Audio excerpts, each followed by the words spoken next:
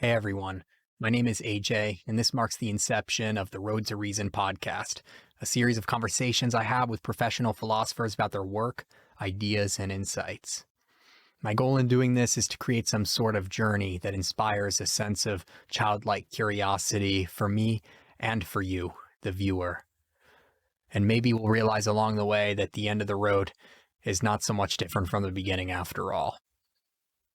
The first episode features Lee Braver. He's a philosophy professor at the University of Southern Florida, and his work specializes in Martin Heidegger, Michel Foucault, Ludwig Wittgenstein, as well as realism and the divide between continental and analytic philosophy. His major publications include, but are not limited to, Heidegger's later writings, A Reader's Guide, Groundless Grounds, A Study of Wittgenstein and Heidegger, and A Thing of This World, A History of Continental Anti-Realism. I hope you enjoy the episode, and please let me know if there are any guests you would like to see in future iterations of The Road to Reason. What, in your opinion, is the most beautiful idea in philosophy, and why? Well, I would go reflexive on that question and say that at least one of the most beautiful ideas in philosophy is that ideas can be beautiful. I think that we, as philosophers, lose sight of that. You know, philosophy begins in wonder, as Plato and Aristotle said, but it often ends wonder. Often we end up kind of getting lost in the tedium of the details, and we lose sight of that. And I think it's very, very important that we always keep that alive. And wonder, awe, and marveling at beauty, I think, are all very intertwined.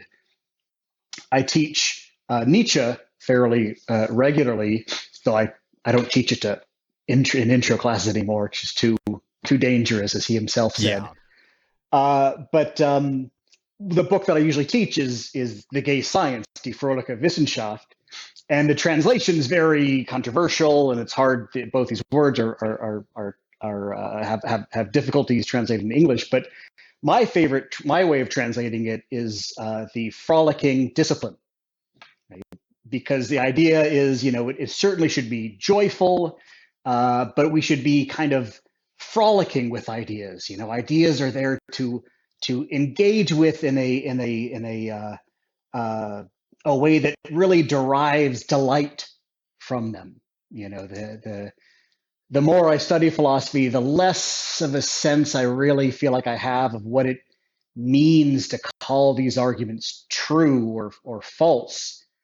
But they are illuminating and helpful, similar to artworks, and they can induce delight. And I think that's one of the things that really drew me to philosophy, and I think it's very important to not let that snuff out.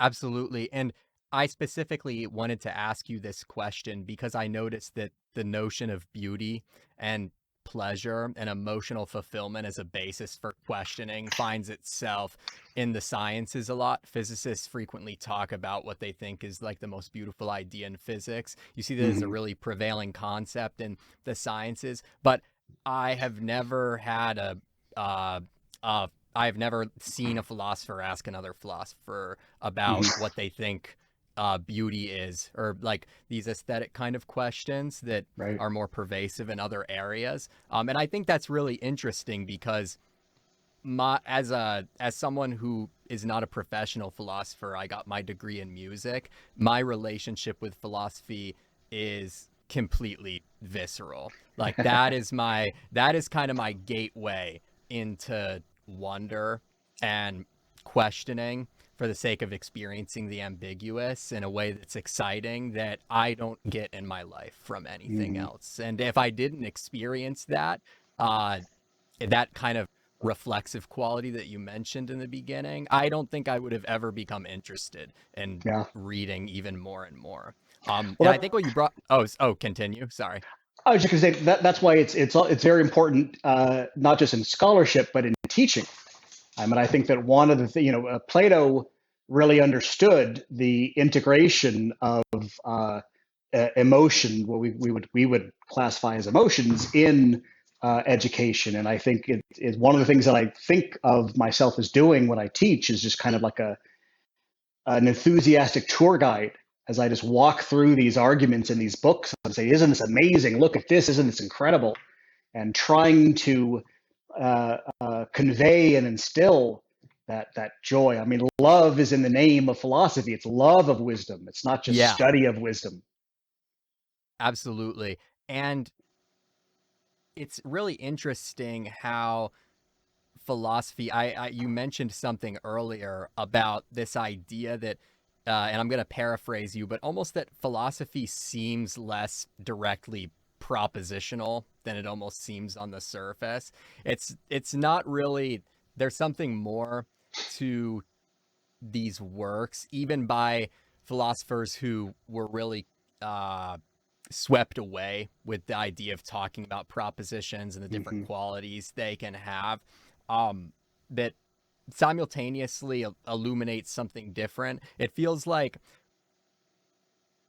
there is always, the best way that I can put it is there is always some type of meta question or some zooming out that you can have in relation to anyone's work that's really almost kind of like a central part of philosophy's zeitgeist in a sense, where in a lot of other disciplines you have the ground. For instance, you have a base of assumptions that go pretty much unquestioned because the fact that they don't go questioned allows really good work to be done. But Mm-hmm. philosophy almost seems like this constant undoing of Yeah. those grounds, like over like cultural periods. And like, where do you think, in your view, that kind of quality that philosophy has plays into like the experience of it, or philosophy is like a historical phenomenon, like this kind of gradual uprooting that just never stops? Right. Well, I mean, this is what Heidegger calls thinking. And when he says science doesn't think, people think, oh, he's attacking science. He hates science, you know. And no, he means something technical by the word thinking. And what he means is the deep examination and questioning of our most fundamental concepts and ideas. And his point is, it's you know, he basically anticipated a lot of Kuhn's ideas 30 years before Kuhn. Bert Dreyfus told me that one time he sat Kuhn down and made him read some Heidegger and made him Oh, admit really? that Heidegger, yep, that's what I meant. You know, but what he means is that you know, like Kuhn says that for science to work, it has to have a paradigm, and that means they have to all agree on the basic senses of the things that they're dealing with, the space and time and measurement and number for physics, for example. Yeah. And only when they have that agreement can then they do common experiments and incremental addition of knowledge, what Kuhn calls normal science. And that's just what Heidegger calls science. But during a revolution, during a paradigm shift, all that's up for grabs. And the most basic ideas, you know, we can see this with Newton, we can see this with Einstein.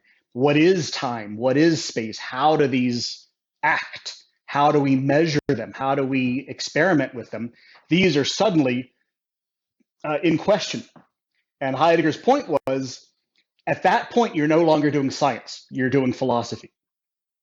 And you can Yes. see, you know, Newton engaged with Leibniz extensively on this question, and Einstein said he learned a lot from Kant and Hume and Comte. Um, and of course, Einstein said he needed a great deal of imagination in order to ask his questions. So, you know, one way to think about philosophy is that it's a discipline that never or rarely settles down into normal science, that we spend all our time arguing about the paradigm rather than working within a paradigm.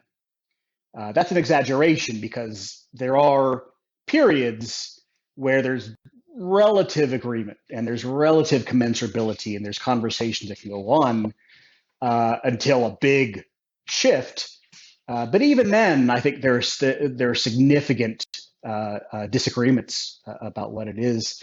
And oh, jeez, my dog is. Whenever I'm on Zoom, my dog thinks I'm talking to her and doesn't understand Oh, why I'm not paying what's attention your to her. dog's name? Ned Ryerson. Yeah, come Oh, here, really? Ned. What kind of Yeah, dog? it's a lab. Yeah. Oh, labs are probably my favorite. Oh yeah. Here, Ned. Come here. Up. There we go. Yes. She thinks this is all about Aw. her. Yeah. All right. Okay. So, So I was just going to say, I mean, part of the delight that I think we get from philosophy is this excitement at thinking the new. And by the new, we don't mean just the small new, another fact, another small discovery, but thinking something that you couldn't have thought before, thinking in a new yeah. way.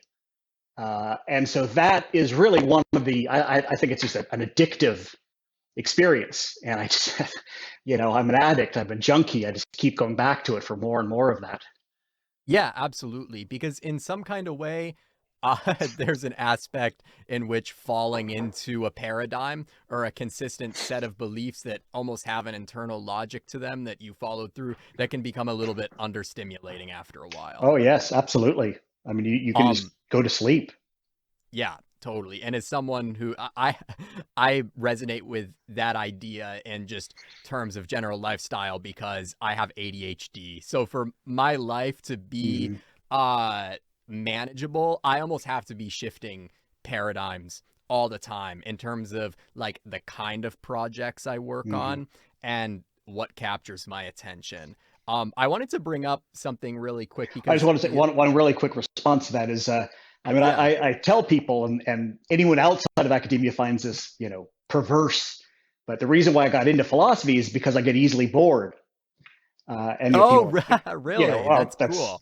philosophy's so boring, but it's the only thing that the more I dig, there's just always more layers. You can never get to the end of it. Absolutely. It is very kaleidoscopic Mm. in a way, in the sense that uh the types of ideas that come out of it seem to change in a way that like are very unpredictable and Yes. chaotic. And I think that relates to like what you were talking about with the imagination in a lot of ways.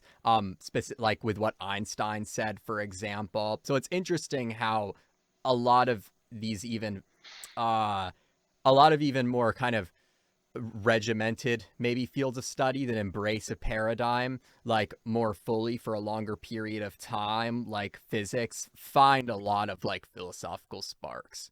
Sure. But I mean, I would add to that the work that I'm doing now is about polysemy. It's about the multiple meanings within words and ideas. Yeah.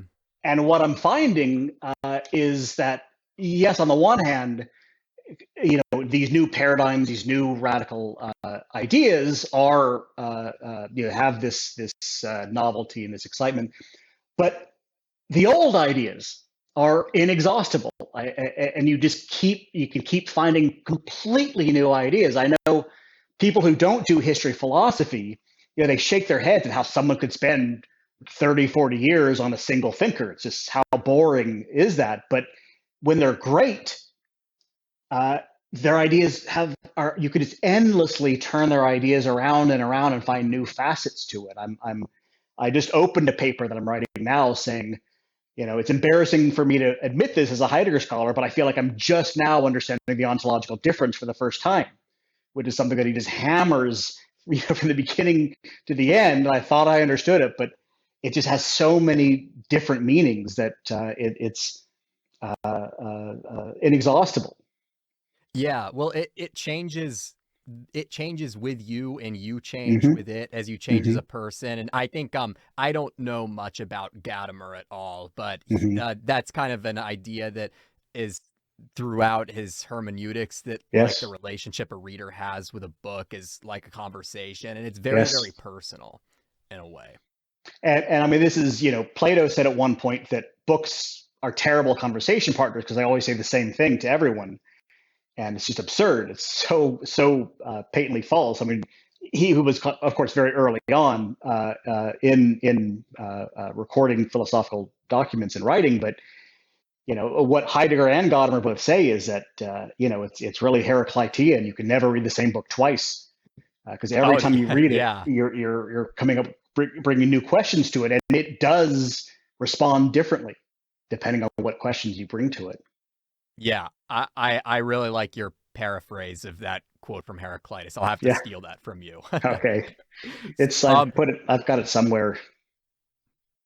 so you've mentioned Heidegger quite a few times, and because of that, I'd like to segue in to my next major question for you. And it's just the fact that your work extensively analyzes and explains the thought of Martin Heidegger. And I wanted to ask you today in this moment, and throughout your career, why are his and why have his ideas been important to you, and what have you found personally attractive about them? Well, he I always say, if an alien came down and want to know what is it like to be a human, I would give him Being in Time and Nicomachean Ethics, maybe 100 Years of Solitude also. And then, he would kill all humanity because the writing is so horrible. But those really capture the texture of a human life better than anything else that I know. He just the early Heidegger is able to, and this is what phenomenology does. He's able to show us what we know and what we see every day, but we don't see. We don't really perceive. But once he throws light on it, it's like a new sense opening up, and you walk through the world dazed at the things that you see, even though you always did see them. This is why he likes Platonic notion recollection so much, because it's a little bit like that, and it's just it's a very similar experience to great art, especially great literature, poetry, which is what he finds to be the paradigm. Is that you have this recognition that allows you to perceive more, to experience more, which really, in a way, means expanding you, the essence of you, as well as expanding what gets experienced, which is a being.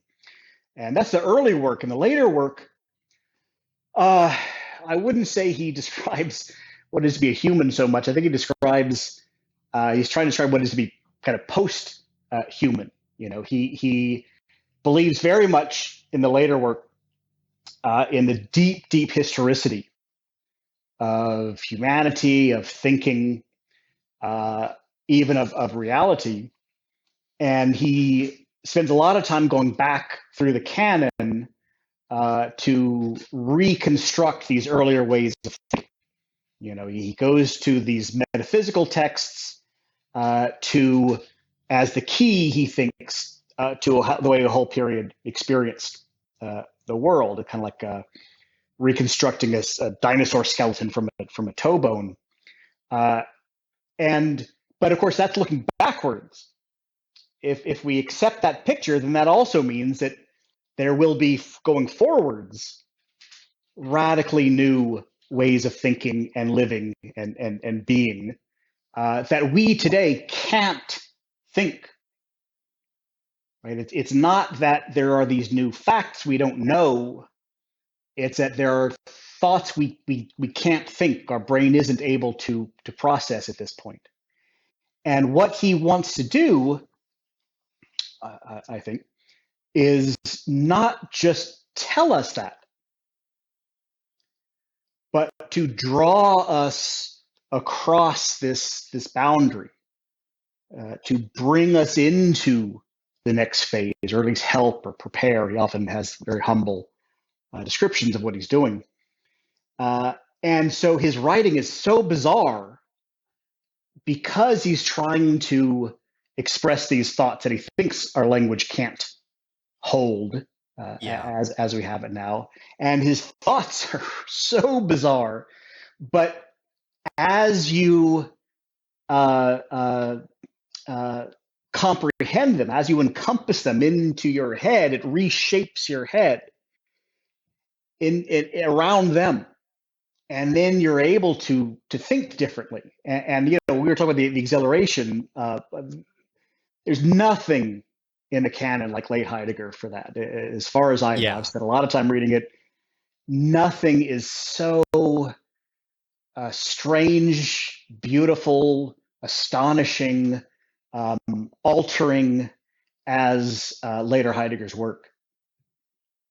Yeah. And I want to go all the way back to the beginning of your response and just address that I really enjoyed again how the roots of your like relationship with your favorite thinker's work very, very personal, and how just on a psychological level that Heidegger's work opened up really a different kind of world for you. And that strikes a chord with me because that was the experience that I had reading Heidegger. And there's a sense in which the best way that I can describe it is when I started reading Heidegger for the first time, I felt like I broke through the fourth wall of life in some kind of weird way. Because I started to, as when I would be practicing at school or something like that, a piece by Chopin, I would constantly be thinking about the difference between how I was like, I just came out of circumspection and all of a sudden I was seeing Mm, the piano as this thing mm, present at hand and the score in yeah. front of me. And like my awareness became modularized in a way Mm, that was really, really fascinating to kind of just experience. Um, so that, and on to be honest, I have not read much late Heidegger. I read a little bit of the opening of what is called Thinking, and I uh, was just like, I'm not ready for this. I it's I tough want to live stuff. with early. I want to live with early Heidegger for a little Yeah. bit longer. I probably read like 150 pages of Being in Time over the Mhm. past year or so, just like slowly like living with it, and again like having that conversation where I'll read the same page for Yes. 3 or 4 days in a row just to Yeah. enjoy it and not feel rushed. That's Um, great. That's yeah. terrific. But I just had a thought on my mind. Give me 1 second to figure out what it was.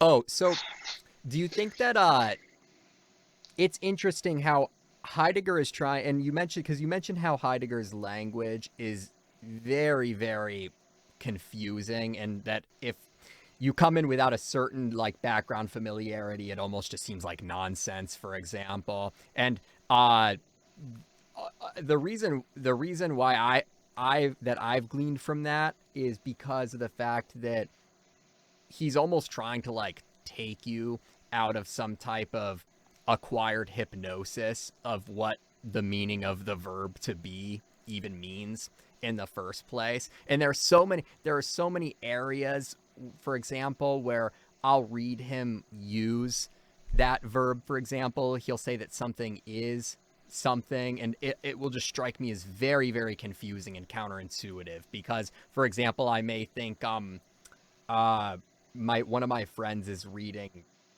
the essay he wrote called Building Dwelling Thinking. Oh, I sure. think that's It's what it wonderful. called. And Uh huh.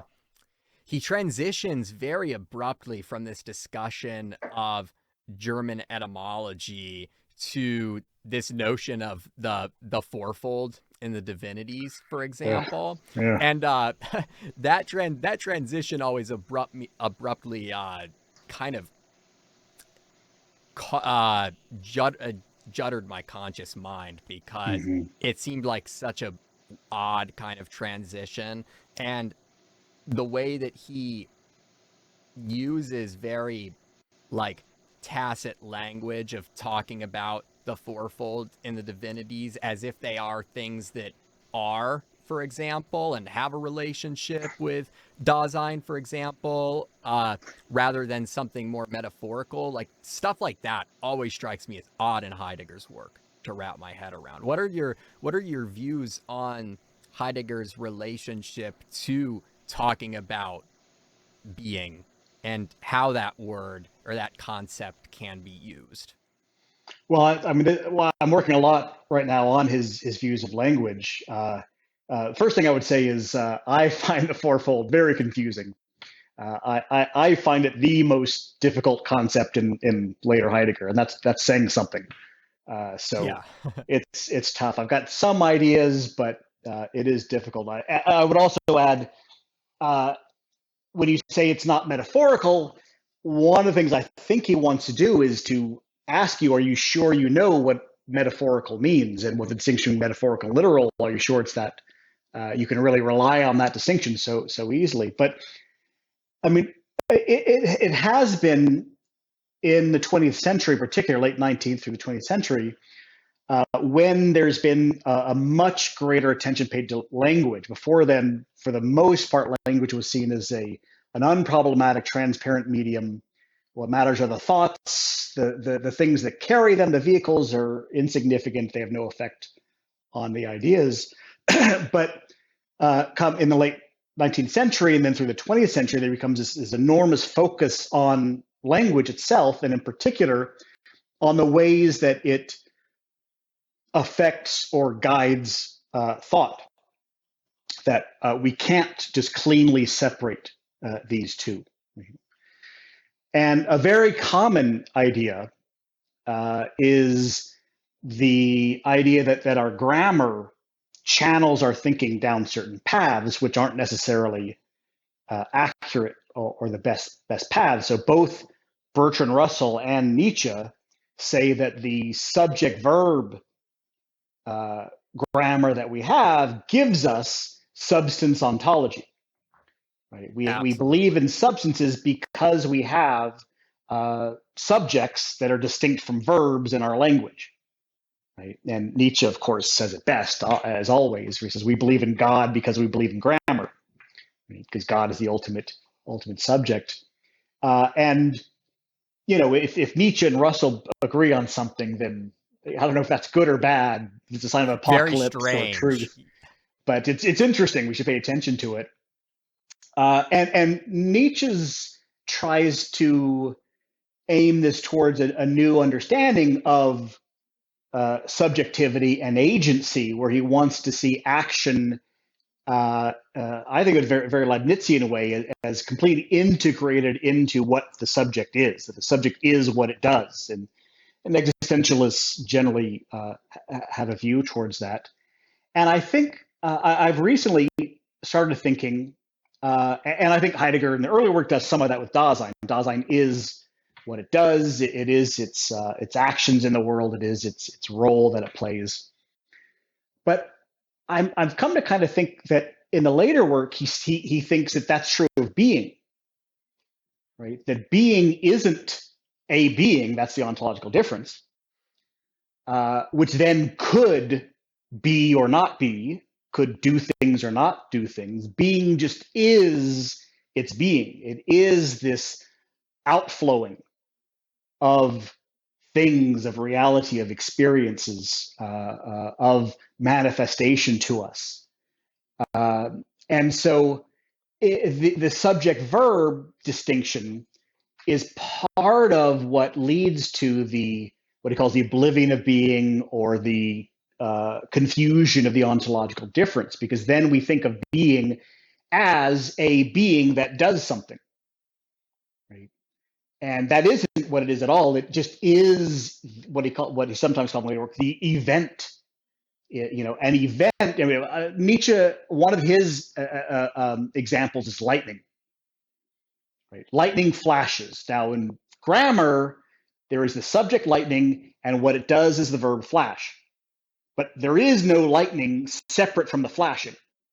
All that lightning is its flashing. The action and the actor are the same. And I think that's what Heidegger also wants to say about being. Right? Being just is in its event, in its occurrence, in its happening. Right? And we are integrated into that. We are part of that. We are part of the happening. We are the witnessing of it. We are the hearing and the seeing and the experiencing of it. All in this integrated whole that can only be broken up kind of later in a secondary way. It's kind of present at hand sort of stuff. But really, there is no difference, no line between being and its being. And between us and being, and all of this. It's just that you can't separate all this. But language pulls it all apart. Yeah, it pulls it apart in a way that almost kind of paradoxically artificially stabilizes the world Mm-hmm. around Yeah, you and the yeah. phenomena. And that kind of that unraveling of that aspect that Heidegger plays into in his later work reminds me of this idea that I had heard before about the Greek concept of physics physis, where basically the world is this like phenomena that's like always in flux and basically like sprouting up in perception. And Mm-hmm. I think in Heidegger's piece, what is called metaphysics, he mentions that idea.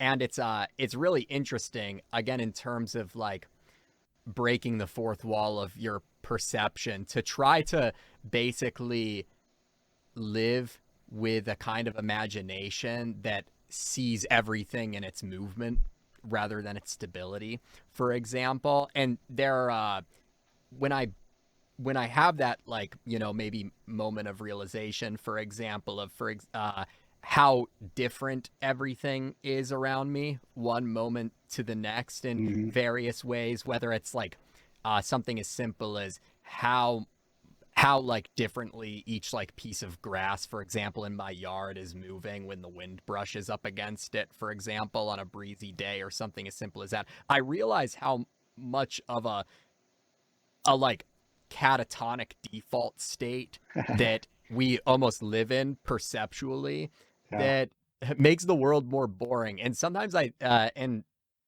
think the interesting thing about Heidegger in his late work is he's poking a hole in that to say that that's something that may be acquired rather than something that is just the way that it is. Yeah, well, there's a lot to talk about it in that. I mean, Nietzsche very much says, one of the reasons why he thinks logic is all based on mistake and language is because of the uniqueness of everything, and we have to deal with them in classes and common nouns, but all of that is fallacious because we're overlooking all of the particular details of it, and we have to in order to think. There's a wonderful story by Borges, who I think of as the kind of court jester in philosophy, and the court jester tells the truth often. It's not a belittling description, called uh, Funes the Memorious. And it's about someone who gets kicked in the head by a mule, and suddenly he has perfect perception and memory. So he sees every single Oh. detail, and he can never forget anything. And all he does for the rest of his life is sit in a dark room because it's so overwhelming.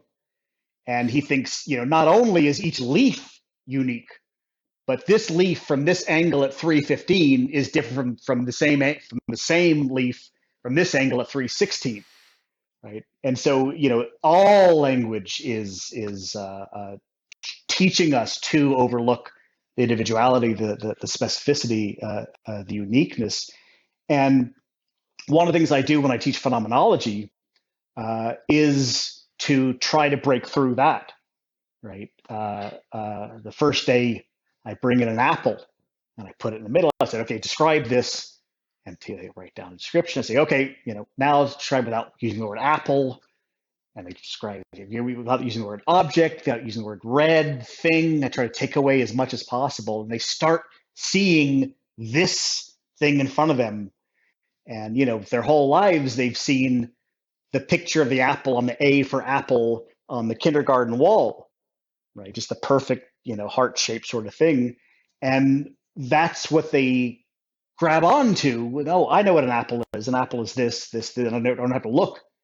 Right? But when you really stare at one, it's not red. It's got all these inflections and shades and different colors and the shapes. And each one is, you can just keep boring down into infinite details. Um, and that's, phenomenology in many ways carries on the same message that Socrates had from the beginning, which is wake up.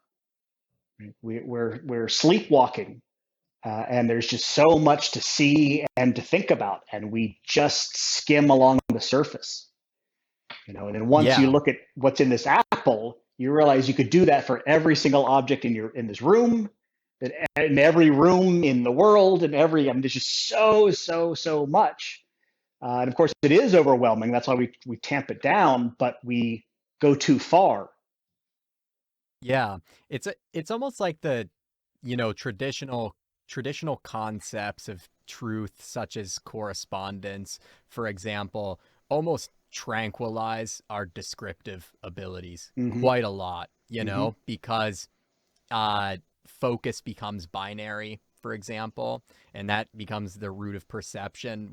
And that's, I like how you brought up a fiction author, because um, lately I've actually been exploring less philosophy than fiction. Actually, I read Kafka's Metamorphosis last week, and then I read Heart of Darkness by Joseph Conrad, and now I'm gonna read some Toni Morrison and Proust. And the experience that I get from reading fiction that is very phenomenological is that gets me to the point where I am really, really living it Mm-hmm. in Mm-hmm. the first order moment. Whereas philosophy basically it opens up my eyes to it as a possibility, and then I can go practice it by reading short stories, for example, or something like that. Um, do you have any favorite fiction that you're reading these days? Oh gosh. I've been reading some more poetry lately, actually, Okay. these days. I was reading some Neruda and some Whitman. They make interesting bedfellows. Uh, Shakespeare sonnets. That and some just science fiction for fun. Um, but yeah, no, I mean, Sartre said that fiction is the genre of phenomenology, and Heidegger always says that poetry is the only other Yeah. practice, discipline, whatever that is like thinking. That thinking and poetry are sister disciplines, because the artist is the one who resists that tranquilizing, that dumbing down, that tamping down of the details. Yeah, absolutely. And it's interesting that one thing I found fascinating about Heidegger's obsession with poetry is, as a creative expression, it it seems odd and almost at face value an arbitrary choice to Mm-hmm. pick poetry as the modicum for that kind of expression, when, for example, there's music and there's the artwork, which Heidegger has written on art, obviously, and other forms of fictional writing as well. Do you think that his choice of poetry has a really, really specific basis? It's a hard question. I've thought about that myself a good bit. I think that sometimes he says by poetry I mean poesis, which is just Greek for making, and so he says he Yeah. doesn't mean it in the sense of verse poetry, but other times he does say he means it like that. One way to understand it is the privilege he gives to language. He seems to think that. Uh, I mean, the way that I like to talk about it is the word articulation. Right, the word articulation has these two different meanings. One is to speak and to say something, to articulate your feelings or your thoughts, but the other is to separate things out, to articulate a skeleton, right? To bring out all the different points and parts of it.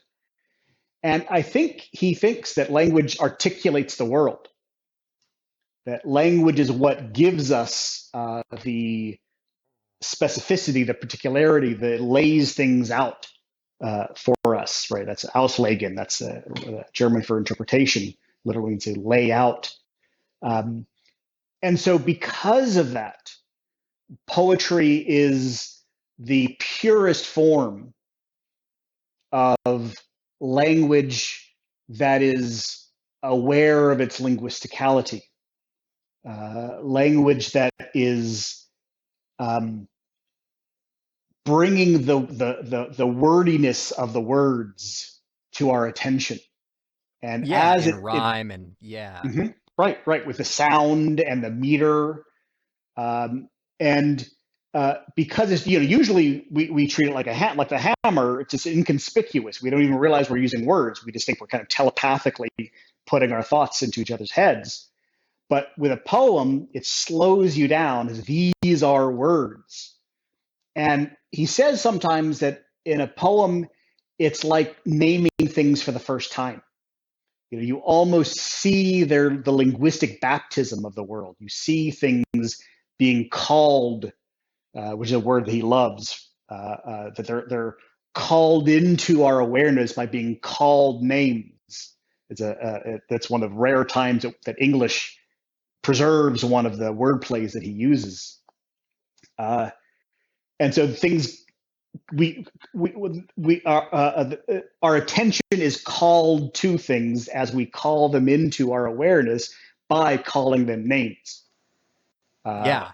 It changes their essence, like in a way that's not superficial at all. Uh-huh. Mm-hmm. Yeah.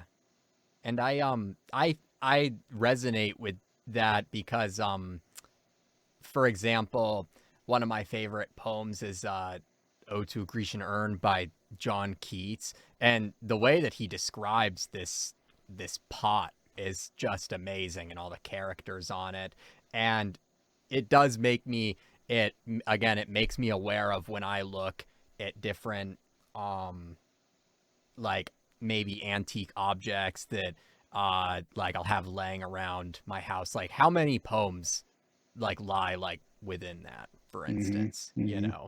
that have gone undiscovered. It's really it's a really exciting Yeah. kind of discovery to make for yourself. And that's very similar to what we were saying earlier about how philosophy gives you these concepts, and then you can perceive new things in the world with those concepts. Absolutely. So I Mm-hmm. want to move on to something a little bit less exciting and a little bit more controversial, actually. And it's the fact that something really contentious about Heidegger is the fact that he was a member of the Nazi Party from 1933 until it dismantled at the end of World War II. And it's widely debated, especially now after the release of Black Notebooks, I think, whether or not this fact contaminates his work. I come from a position where I don't think so, or I don't feel so. It feels the same to me as admiring the work of someone like Richard Wagner, with some kind of like political awareness that comes with that simultaneously doesn't mean that the music doesn't have importance within its tradition. But even so, there are times where I second guess myself and may feel like residual guilt. So I just want to know what your take on that debate is. Do you think it's important and necessary for someone interested in Heidegger to grapple with this issue and explore it? Well, I think it's tougher for Heidegger than for someone like Wagner, because Heidegger himself and the existentialists in general, which he has some relationship to, think that what you think and who you are inseparable, right? So, and in when he was only an enthusiastic member for about a year, 33 to 34. He never quit and he never apologized. He's called it one time the greatest stupidity of his life. It's not much of an apology or a concession. Um, but during that period, he reconfigured his philosophy to be coherent or supportive of some Nazi ideas. So I think he's more. We have to ask that question harder. We have to push it a little harder for Heidegger. Um, but first of all, I do think you can separate the person from the work. I don't think that what the person is like contaminates the work. But I think we should ask that question. I don't think it's extremely important for me because I don't think his philosophy pushes in that direction. But you also have to ask, what is it that drew him to National Socialism? And I don't think at all it was anti-Semitism. We now know, because of the Black Notebooks, he did engage in more anti-Semitic rhetoric than we thought. Yeah. But even that rhetoric is bizarre, and he treats Jewry as this kind of metaphysical notion. He hated biological philosophy, so the idea of different races and inferior races. He couldn't stand that idea. He was always very upset that Nietzsche was tasked with that notion. So even the anti-Semitic stuff that he says is still up for interpretation. I don't want to get him off that. It's just you can't immediately go to he's like your average Jew hater. But I think that what really drew him to it was its communitarianism. In the later work, like I said before, I think he thinks that in the earlier work, it seems like, he never states this explicitly, but it seems like the existential structure of Dasein is universal, ahistorical. All Dasein have the same structure, just fills in with different content. Yeah. In the later work, I think that completely dissolves, and from Absolutely. epoch to epoch, we're totally different. But that means, then where do we get our essence or our structure, how we think, how we act, from our community? We get it from our time period and from our society. And that means that the relationship among country people is very, very profound. That means that Germans have an ontological bonding with each other, right? Now that itself argues against anti-Semitism, because a German Jew and a German Aryan would have a lot more, would be much closer than the German Aryan and a blue-eyed, blonde-haired Californian beach guy. Yeah. But I think that he really loved the idea of the fatherland, of the mystic bonds, because that was very, very important to him in his later work. And as we watch the unraveling of America in front of our eyes, I think that we are seeing what we're losing. The idea of agreed upon norms, of common bonds, of a sense of us and we, instead of us versus you and us versus them within the same nation. That's the kind of thing that he really thought was crucial. And boy, we're losing a lot as we're losing this. We're have all the individuality. We're all autonomous individuals. All that's preserved. We're losing the common bonds, and it's tragic to watch. Yeah. It's I think that there are certain public intellectuals who nowadays who would be considered more like conservative or libertarian, and even those who have a more like quote unquote liberal stance tend to concede to the view that an ideology or philosophy or some kind of systematic exploration of a communal world has to start with the individual. I've heard that from quite a few people, quite a few times, and that I am utterly convinced that is totally false and a really bad starting point, because even from a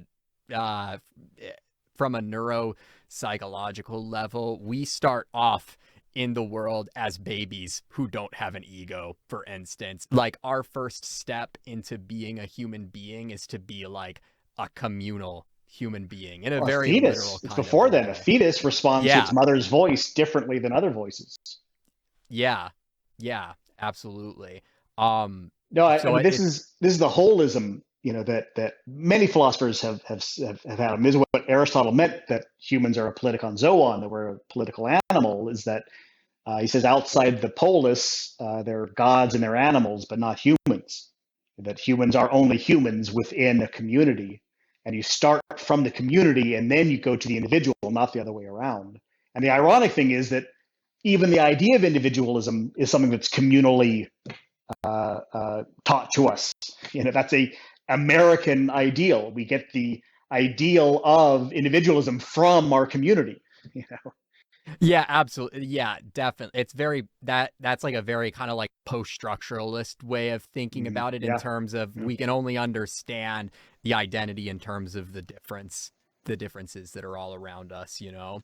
Um it almost seems for Heidegger that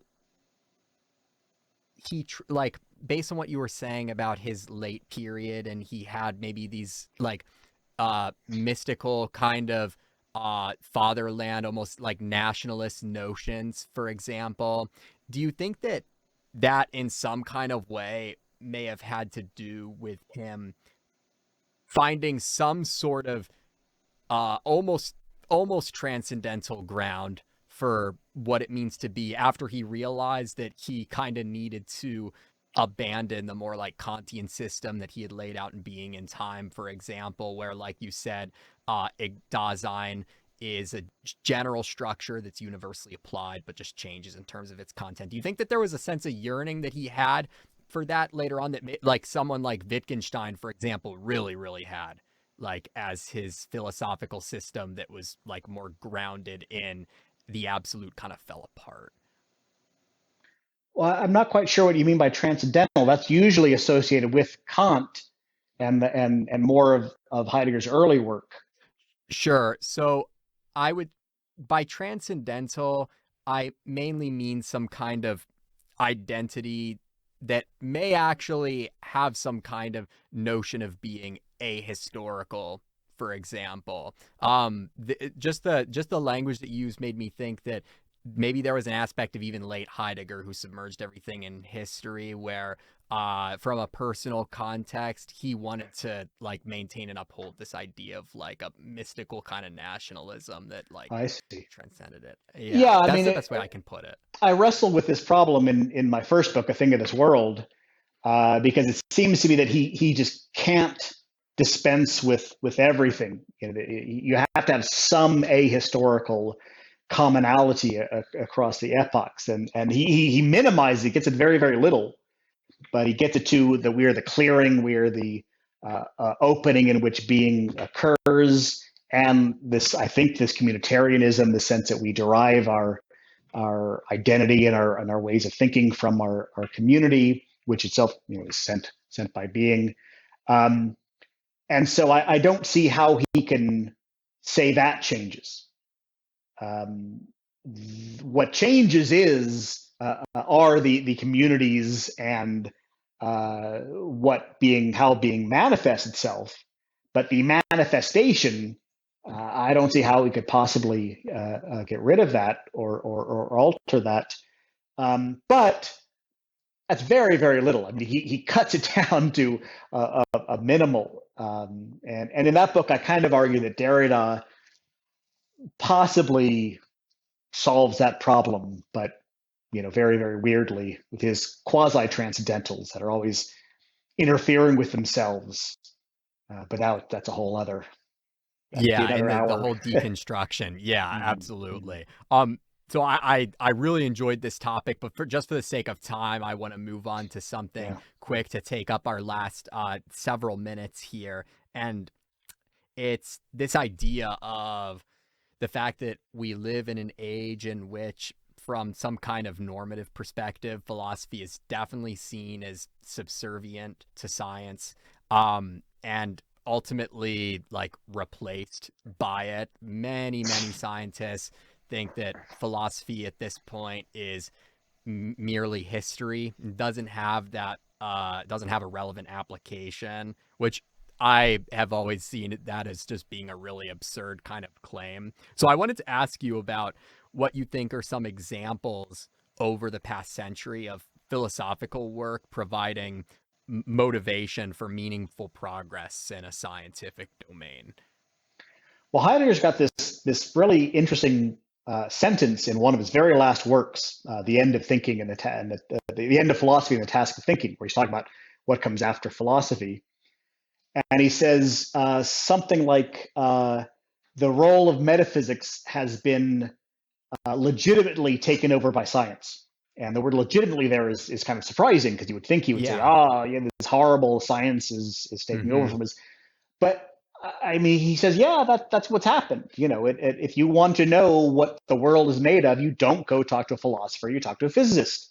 They are the authorities now on this. They tell us how the world works. And that's why, there's this movement now of speculative realism, or object-oriented ontology, and they're doing this metaphysics now. And to me, I just can't do metaphysics anymore. I don't see that as something that I can do in this, because I don't know what they know better about what reality is than I do.